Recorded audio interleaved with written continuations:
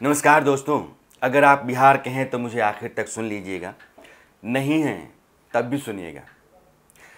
बिहार में आज नीतीश कुमार मंत्रिमंडल का विस्तार हुआ और यह विस्तार एक आदमी की वजह से चर्चा में ज़्यादा है, वो है शहनवाज हुसैन। बीजेपी के कद्दावर नेता, बेदाग नेता, ज़हीन, संतुलित, संयमित, अनुशासित नेता। हाल में जो कश्मीर में चुनाव हुए स्थानीय स्तर के चुनाव थे, लेकिन बीजेपी ने वहाँ बड़ी जीत हासिल की। उस जीत के पीछे जो सिपह सालार या कुछ मजबूत लोग थे जिनके बूते बीजेपी वहाँ चुनाव लड़ रही थी, जिन लोगों ने वहाँ डेरा डाल रखा था, उनमें से एक हैं शहनवाज हुसैन। राष्ट्रीय प्रवक्ता बहुत लंबे समय से बीजेपी के रहे, लेकिन अब बिहार में इस बार के मंत्रिमंडल विस्तार में उनको उद्योग मंत्री बनाया गया है। शहनवाज हुसैन के ज़रिए में बिहार के उद्योग धंधों की स्थिति, वहाँ की संभावनाएं और बिहार में हमारे जितने भी बेरोज़गार दोस्त मित्र परिवार के लोग होते हैं, कितनी संभावना है, इसको टटोलने जानने की कोशिश करूँगा। बिहार के होने के नाते एक तकलीफ़ हमेशा रहती है कि हमारे यहाँ के लोग बाहर जा कर के नौकरी करते हैं, रोज़गार करते हैं, देह पीटते हैं और घर पालते हैं। पढ़ाई के नाम पर भी ऐसा ही है, लेकिन इस बार जब लॉकडाउन हुआ तो बिहार के लोग सबसे ज़्यादा बाहर से अपने राज्य को लौट रहे थे। 20 से 30 लाख लोग कहे गए, एक अनुमान है कि 22 लाख लोग। ये सारे लोग बिहार के भीतर हैं और अपने परिवार को चलाने के लिए कुछ ना कुछ करते हैं। कुछ लोग सब्जी बेचते हैं, कुछ लोग ठेले पर मूंगफली बेचते हैं, कुछ लोगों ने खेत को लीज पर लेकर के खेती करनी शुरू कर दी है। लेकिन उनको ये लगता है कि हमारे यहाँ सरकार की तरफ से इतने साल में कुछ किया ही नहीं गया कि रोज़गार पैदा हो, मैं अपने यहाँ रह करके अपने घर में काम करके अपना परिवार चला सकूं, ऐसी स्थिति बने। शहनवाज हुसैन के पास एक मौका है कि बिहार की जो मूल समस्या यह है, इसका वो निदान कर दें। जिस बेरोजगारी को लेकर के वहाँ का नौजवान लगातार जूझता रहता है, उसको रास्ता दे दें। और बिहार जो उद्योग धंधों के लिहाज से लचर कमज़ोर राज्य माना जाता है, उसको मजबूती कर दे दें, ताकत दे दें। एक उद्योग धंधों के लिहाज से बेहतर राज्य के तौर पर बिहार गिना जाए। अब क्या क्या हो सकता है और क्या जो था वो नहीं हुआ, इन दोनों बातों को रखना चाहता हूँ। मेरा ज़िला है छपरा। यहाँ मॉर्टन चॉकलेट मिल और चीनी मिल हुआ करती थी। इन दोनों मिलों में लगभग 1000 लोग काम करते थे, लेकिन 90 के दशक में ये दोनों मिलें बंद हो गईं, आज तक नहीं चली। बेगूसराय जो कभी बिहार में औद्योगिक राजधानी कहा जाता था, वहाँ बहुत सारे मिलें हैं, लेकिन आज भी जो खाद का कारखाना, उर्वरक का कारखाना बंद है तो बंद है। मुंगेर में आईटीसी की फैक्ट्रीज हुआ करती थी, गन फैक्ट्रीज। कभी 39 थी, आज की तारीख में 9 बची हैं। और मुंगेर आज इसलिए जाना जाता है कि वो जो गैर कानूनी असलहे बनते हैं, कट्टा बनता है, उसकी बहुत बड़ी जगह है मुंगेर, जहाँ बहुत सारी इस तरह की फैक्ट्रीज हैं इल्लीगल। भागलपुर पड़ोस में सिल्क राजधानी कहा जाता, सिल्क सिटी कहा जाता था। तसर के लिए पूरी दुनिया हिंदुस्तान में उसका नाम था और वहाँ 10,000 के आसपास हैंडलूम हुआ करते थे। अब तादाद बहुत कम बची है। वहाँ बहुत सारे लोगों को काम मिलता था, अब काम नहीं मिलता है। डालमिया नगर, सासाराम में डालमिया नगर एक ऐसी सिटी थी जहाँ सीमेंट और कागज़ के कारखाने हुआ करते थे और उस पूरी सिटी में हज़ारों हजार लोगों का परिवार रहता था, क्योंकि वहाँ वो लोग काम करते थे। बंद पड़ा है और 2 दशक से ज़्यादा का वक्त हो गया। अब वहाँ धूल उड़ती है और बंजर सा इलाका हो गया है। बिहार में नीतीश कुमार के आने के बाद उद्योग धंधों के पनपने की गुंजाइश बनी या उम्मीद जगी। कुछ जगहों पर कोशिश भी हुई।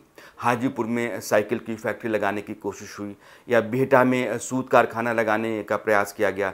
सासाराम में भी सीमेंट की इंडस्ट्री लगाने की कोशिश हुई, लेकिन ये सब उद्योग धंधे लगे तो पनपे नहीं और फिर धीरे धीरे बंद हो गए। जो पहले कल कारखाने बंद हुए, उनका कारण ये था कि वहाँ यूनियनें बहुत मजबूत होती चली गईं, जो लोग काम करते थे उनकी, और फिर मालिकों पर या फैक्ट्री पर इतना दबाव होने लगा कि फैक्ट्री घाटे में जाने लगी और धीरे धीरे उसने अपनी दुकान समेट ली। अब जो लगी फैक्ट्रीज नीतीश कुमार की सरकार के 2005 में आने के बाद, और वो भी बंद होती गईं, इसका कारण सिर्फ ये था कि सरकार के पास एक औद्योगिक नीति नहीं थी। जिन लोगों के पास यह महकमा था, उन लोगों के पास अपना नज़रिया ही नहीं था। वो ऐसे लोग थे जो इतने ज़रूरी और बड़े महकमे को चलाने संभालने और बिहार के विकास में उसको रीढ़ बनाने का काम कर सकें, ऐसा नहीं थे। लेकिन शहनवाज हुसैन के साथ ये उम्मीद आप जोड़ सकते हैं, बल्कि आप भरोसा कर सकते हैं।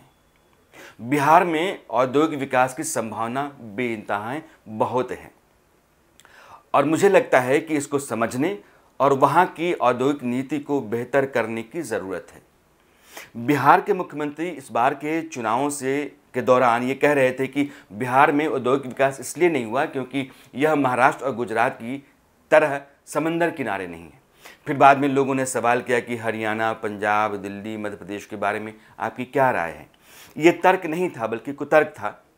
और बिहार में जितने भी कल कारखाने आज की तारीख में हैं, उनको सरकार की तरफ से समर्थन मिले, उनको सरकारी संरक्षण मिले और वो वहाँ पनपें, इस तरह की मंशा अब भी सरकार के भीतर नहीं दिखती है। अभी आप वेबसाइट मैंने खोला बिहार के औद्योगिक विभाग के महकमे का, और वेबसाइट लगभग अपाहिज है, बंद है। जो इंडस्ट्रीज पॉलिसी है बिहार की, अगर आप, चूँकि वक्त कम होता है, नहीं तो मैं आपको पन्ने दर पन्ने पढ़ करके बताता कि इसमें कितनी चीज़ें हैं जो बाबा आदम की हैं, होनी ही नहीं चाहिए, और यह बताती हैं कि सरकार के पास और जो लोग नीति बना रहे हैं उनके पास नज़रिया ही नहीं है कि बिहार में संसाधन क्या है। उन संसाधनों के आधार पर यहाँ जो कल कारखाने, उद्योग धंधे पनप सकते हैं वो कौन से हो सकते हैं। कुछ का कुछ चलता रहता है। इस कुछ के कुछ ने ही बिहार को बिगाड़ा है और बिहार के नौजवानों को बिना काम का कर रखा है। एक स्टार्टअप है, बिहार के कम से कम 25 नौजवानों को मैं जानता हूं जिनके स्टार्टअप को देश के स्तर पर और दुनिया के स्तर पर जाना जाता है। कुछ लोग तो ऐसे हैं जिनको प्रधानमंत्री ने अपनी तरफ से शाबाशी दी है और उनको प्रोत्साहन भी मिला है केंद्र सरकार की तरफ से। बिहार सरकार को और बिहार उद्योग मंत्रालय को अपनी तरफ से बिहार के ऐसे लोगों को बिहार में खींचने, और जो बाहर लोग हैं, जैसे हाल ही में नीतीश कुमार ने जो विदेशों में रह रहे बिहारी हैं उनसे सीधा संवाद किया था। संजय कुमार झा ने यह काम करवाया था, लेकिन संवाद से उन्होंने ये कहा था कि आकर के आप हमारे यहाँ अपना पैसा निवेश कीजिए, फैक्ट्री लगाइए, यहाँ कारोबार पैदा कीजिए, कल कारखाना लगाइए, जो कुछ भी आप कर सकते हैं, स्टार्टअप है कर सकते हैं, उसको आकर के आजमाइए और अपने यहाँ की स्थिति को बेहतर कीजिए। आपसे उम्मीद है, संभावनाएं आपके भीतर मैं देख रहा हूँ। और यह जो उनका निवेदन था, उस निवेदन के बाद मुझे लगता है कि बहुत सारे लोग बिहार में आकर के अपनी तरफ से कोशिश करने की तैयारी में हैं। लेकिन स्टार्टअप ऐसा है कि बिहार के, मैं फिर कहता हूँ, कई नौजवानों को मैं जानता हूँ जिन्होंने बिहार के बाहर अपने आप को आजमाया और उन्होंने अपना एक मकाम बनाया, इसलिए कि बिहार में उनको पूछ परख नहीं मिली, बिहार की सरकार से उनको समर्थन नहीं मिला, बिहार की उद्योग नीति जो है उसने उनको जगह नहीं दी, और बिहार का जो प्रशासनिक ढांचा है उसने बार बार उनको बाहर धकेला। और इन तमाम तरह से धकियाए जाने, लतियाए जाने और भगाए जाने के कारण वो बिहार से बाहर जा कर के अपनी प्रतिभा के बूते अपनी जगह पैदा किए और अपनी जगह उन्होंने बनाई, और बना करके बहुत सारे लोगों को उन्होंने काम भी दिया है। ऐसे लोगों की पूछ परख बिहार के भीतर बढ़नी चाहिए और बिहार के ज़रिए, बिहार के लोगों के ज़रिए बिहार की तरक्की की गुंजाइश या उसका रास्ता पहले तलाशा जाना चाहिए। मुझे लगता है कि जैसे बेगूसराय के आसपास या समस्तीपुर के आसपास एग्रो बेस्ड इकॉनमी की बहुत सारी गुंजाइश रहती है। खेती से जो फसल होती है उस फसल से जुड़ी हुई फैक्ट्रीज़ खोली जा सकती हैं। आप पूर्णिया की तरफ जाएं, पूर्णिया कटिहार की तरफ जाएं तो रेशम की खेती होती है और रेशम से जुड़े हुए फैक्ट्रीज़ वहाँ खोली जा सकती हैं। बिहार के इस हिस्से में छपरा, सिवान, गोपालगंज, चंपारण, यहाँ भी एग्रो बेस्ड इकॉनमी को आप बढ़ावा दे सकते हैं। फर्नीचर, लेदर, उसके अलावा साइकिल, इस तरह की जो फैक्ट्रीज़ हैं, कल कारखाने हैं, इनकी बहुत सारी गुंजाइश हो सकती है। और अब जब दौर बदला है, चुनौतियां बदली हैं, दुनिया की ज़रूरतें बदल रही हैं। प्रधानमंत्री कहते हैं कि लोकल को ग्लोबल करो। बिहार में लोकली बहुत सारी चीज़ें ऐसी बनती हैं जिनको आप दुनिया में भेज सकते हैं, उनकी क्वालिटी को ग्लोबल बना करके, उनको ब्रांड में तब्दील करके। अब मेहसी में बटन बनता है, उस बटन को, उस बटन में के कारखानों में तकनीक बेहतर करके, वहाँ के लोगों का स्किल डेवलप करके आप उसको ग्लोबल बना सकते हैं। और बिहार में ऐसा बहुत सारे ज़िले हैं जहाँ ऐसा बहुत कुछ होता है, लेकिन हमने उनको तरजीह नहीं दी है। तो हर ज़िले में कोई ना कोई खूबी है, उस खूबी को पहचानने और उसके आधार पर वहाँ कल कारखाना लगाने और लोगों को स्किल करके रोज़गार कारोबार देने की ज़रूरत है। तो मुझे लगता है कि बिहार में सिर्फ एग्रो बेस्ड इकॉनमी नहीं, बल्कि जो नए तरीके की ज़रूरतें हैं, उन ज़रूरतों के लिहाज से नए कल कारखाने, और जिन कल कारखानों का जिक्र मैं कर रहा था, लेदर, साइकिल, फर्नीचर, वो सब बहुत ज़रूरी हैं। और इनके ज़रिए बिहार में रोज़गार पैदा किया जा सकता है, और रोज़गार पैदा होगा तो वहाँ का नौजवान वहीं रहेगा और फिर बिहार की तरक्की में उसकी अपनी एक भूमिका होगी।